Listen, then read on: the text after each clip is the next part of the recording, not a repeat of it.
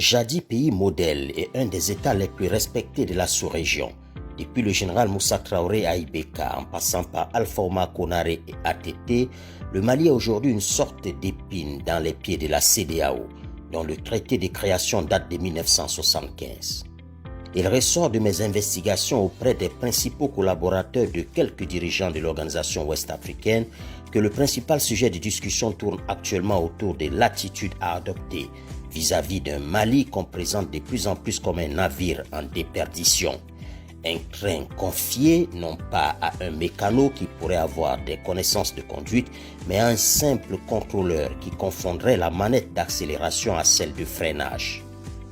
La cabine du train Mali est donc visiblement désormais occupée par un individu, peut-être même par plusieurs individus, incapables de savoir comment réduire la vitesse pour amorcer un virage.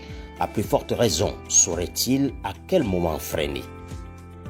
Bien même quand ils voudraient marquer une pause, leur méconnaissance de la grosse machine qu'est l'État les empêcherait de prendre les bonnes décisions. Alors ça hésite, ça tâtonne, ça cafouille à la tête de l'État.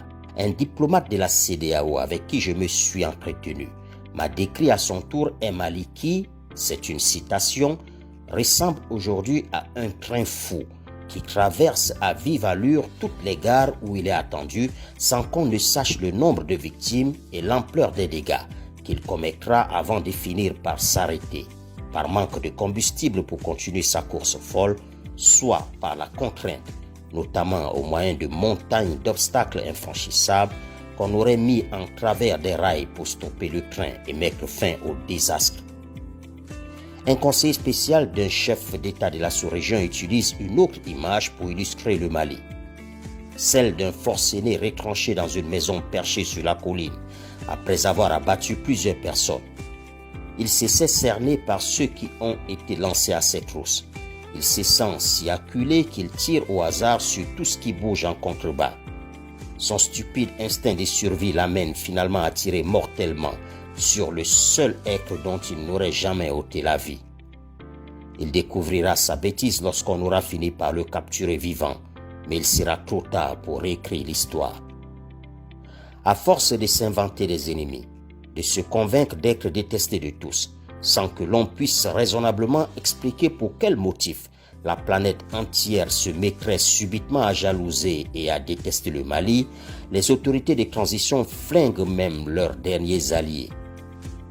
Il en est ainsi peut-être de la décision de Bamako de déclarer persona non grata le représentant de la CEDEAO, qui n'est pas faite pour améliorer les désastreuses performances diplomatiques du Mali actuel. Bien au contraire.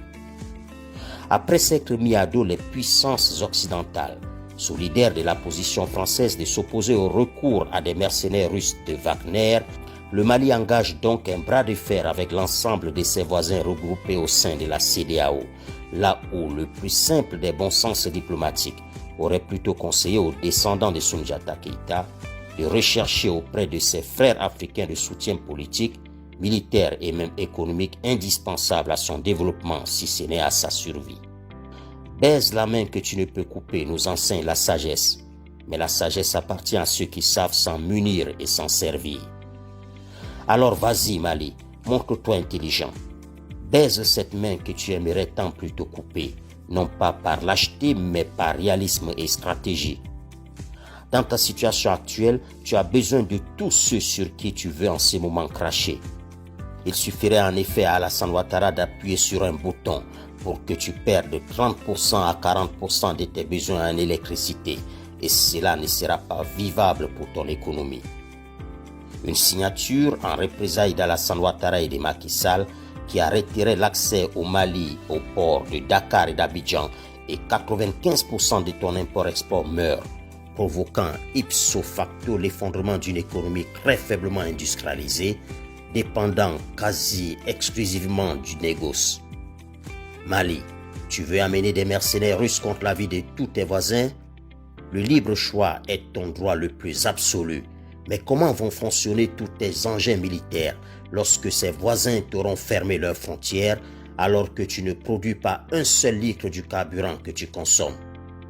Ah oui, La Russie, c'est une grande puissance et elle va mettre en place un pont aérien entre Moscou et Bamako pour l'approvisionnement en hydrocarbures.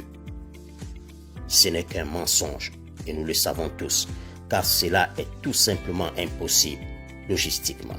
Alors Mali, ressaisis-toi pendant qu'il est encore temps et cesse de te tromper d'ennemis. Ceux qui ont accouru à ton chevet, la communauté occidentale, ne sont pas tes ennemis, la CEDEAO encore moins. Certes, la précipitation des partenaires extérieurs à nous présenter l'organisation rapide d'élections comme la panacée qui réglerait tous les maux du Mali est une simple vue de l'esprit, voire une grave erreur, alors que la mise en place d'un cadre législatif et institutionnel qui éviterait des approximations démocratiques du passé nécessite plus de temps pour une transformation de fond. Mais Bamako n'a pas les moyens de tenir tête à la planète entière. Dans ces circonstances, c'est bien beau, tous les slogans révolutionnaires du genre « plutôt la mort que la honte ». Mais ce ne sont que des slogans, et aucune nation ne s'est développée avec des slogans. Autrement, Cuba de Castro et la Corée de la dynastie des Kim seraient de très loin les nations les plus développées de la planète. Ces États sont imbattables dans ce registre-là. Et pourtant, en Corée du Nord, on recourt à l'aide alimentaire, de la Chine notamment, et le salaire minimum à Cuba est celui d'un pays sous-développé. Dans les rues de la capitale cubaine, La Havane, les vieilles voitures maîtresses de la circulation donnent parfois l'impression que l'horloge du développement dans bien des domaines dans ce pays d'Amérique latine s'est arrêtée dans les années 50. Alors Mali de la transition, sois réaliste et baise cette main étrangère que tu répugnes tant, car tu ne suivras point à l'ostracisme des autres nations et particulièrement à la mise en quarantaine de tes voisins de la CEDEAO. Vas-y Mali, embrasse cette main, pose-y un bisou, même sans amour, quitte à t'essuyer par la suite les lèvres du revers de la main, par dégoût, mais fais-le discrètement. La diplomatie ne s'encombre point d'état d'âme et on ne gère pas un état avec les émotions. La foule n'est responsable de rien, elle ne rend jamais des comptes. Les individus, si. L'histoire jugera les autorités de la transition, mais pas cette masse populaire qui s'agite et que certains instrumentalisent. Ce qui est vrai est vrai.